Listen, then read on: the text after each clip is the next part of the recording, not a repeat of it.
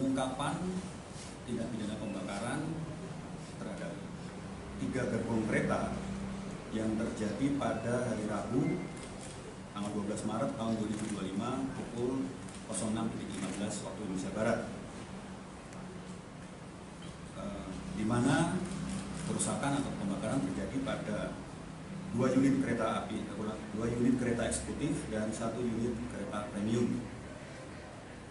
Dari peristiwa tersebut, kami dari Direktorat Reserse Kriminal Umum Polda Daerah Semarang Jakarta bekerjasama dengan Laboratorium Forensik Jawa Tengah dan tim Inavis, kami telah melakukan upaya penyelidikan dan penyidikan. Yang pertama, kami telah mendatangi dan mengolah TKP, kemudian mencari informasi di lapangan, berikut juga dengan data-data analis tentang CCTV, sehingga pada pukul 09.40 tim melakukan pencarian terhadap dugaan pelaku yang tertangkap kamera CCTV. Yang ditemukan identitas atas nama MR, umur 17 tahun, jenis kelamin laki-laki, dan pelaku ini mengalami disabilitas sensorik atau tunanetra. Dari hasil temuan tim Inavis dan Laboratorium Forensik serta informasi di lapangan, kami juga menyita baju yang digunakan pelaku, kemudian tas hitam, kemudian kertas kardus warna coklat yang ada di dalam tas pelaku, serta korek api warna merah dan warna biru. Setelah melalui pemeriksaan dan pendalaman, modus yang dilakukan oleh pelaku ini yang bersangkutan membakar kertas kardus warna coklat menggunakan korek apinya, kemudian masuk ke dalam gerbong melalui pintu samping, gerbong yang berada di tengah, memasuki kereta yang berada di tengah, kemudian membakar kursi yang terbuat dari busa. Adapun motif pelaku ini adalah yang bersangkutan sakit hati dengan KAI, petugas KAI, karena pelaku ini sering diturunkan dari kereta di stasiun berikutnya karena pelaku ketahuan sering tidak membawa tiket kereta api. Kemudian rencananya saat ini kami telah melakukan pemeriksaan bersama terhadap yang bersangkutan didampingi dari Bapas, dan selanjutnya kami akan melakukan pemberkasan terhadap perkara tersebut. Untuk tadi saya sampaikan bahwa pelaku ini mengalami disabilitas sensorik atau tunawicara. Jadi tindak lanjut dari kami saat ini, kami telah melakukan pemeriksaan terhadap yang bersangkutan yang didampingi oleh juru bahasa isyarat dari Pusat Layanan Juru Bahasa Isyarat Provinsi DIY. Ada 2 orang. Artinya pemeriksaan kami sudah melalui proses yang ditentukan. Kemudian terkait dengan yang masuk ke gerbong, dari masuk kereta ya, bukan gerbong ya. Masuk kereta itu berdasarkan kamera pengawas yang bersangkutan masuk melalui pintu samping, sudah membawa tas dan membawa kertas dan membawa korek. Itu tidak terekam, namun tersampaikan ketika diperiksa melalui juru bahasa isyarat. Karena setelah kami lakukan pengamanan, kami cek ulang apa yang dilakukan oleh si pelaku. Itu juga memintakan pemeriksaan kejiwaan secara psikiatrikum. Jadi itu masih dalam proses yang rencananya hari ini akan datang dari tim tersebut. Berarti ada kemungkinan nggak Pak kalau punya nanti hasil pemeriksaan ya, hasil pemeriksaan ini belum diperiksa, jadi kita bersurat dulu, prosedurnya kita bersurat dulu, baru tim datang, kemudian nanti hasilnya baru kita bisa simpulkan. Di penegasan status saat ini untuk pelaku apa Pak?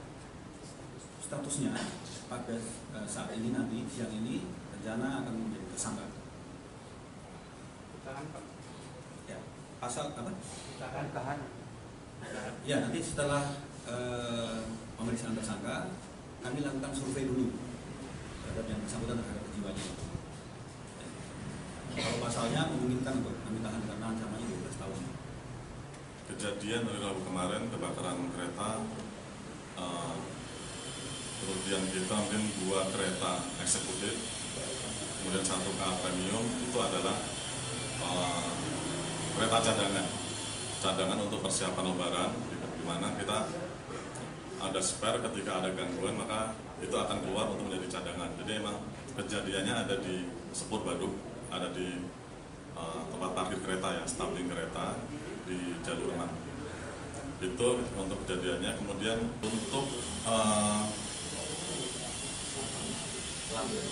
untuk pelaku memang benar backgroundnya sakit hati karena beberapa kali dari rekod kami ada sampai 9 kali diturunkan oleh kondektur karena tidak bertiket. Kemudian itu sudah terjadi dari tahun 2022. Kemudian beberapa kali melakukan aksi vandalisme, sempat mengganjal kereta dengan balok di daerah Bekasi. Kemudian ada track record lagi pernah pencurian motor di stasiun Palur. Itu jadi cukup rentetan histori dari pelaku cukup banyak dan kebetulan terkait dengan perkereta apian. Itu mungkin tambahan informasinya. Jadi untuk KA cadangan yang kemarin terbakar, nanti setelah penyidikan dari kepolisian akan segera kami kirim ke Balai Asa untuk perbaikan. Untuk terkait mudik tidak ada isu, jadi ini hanya kereta cadangan, jadi mungkin nanti bisa kita asistensi dari daup-daup lain juga untuk cadangan di daup 6. Karena kita tahu di daup 6 juga target mudiknya cukup tinggi, penumpang yang akan masuk ke daup 6 dan akan keluar juga. Jadi dari sisi PT KAI, alokasi kami cukup aman untuk mudik di tahun ini. Jadi untuk perka perjalanan kereta kami cukup aman untuk alokasi cadangan kereta. Mungkin itu tambahan informasinya. Terkait estimasi kerugian, jadi kita dari internal sudah cek dari unit sarana teknik. Kerusakan paling parah ada di interior, di kursi, kemudian di bordes, kemudian di atap. Atap itu kan juga ada rangka ringannya.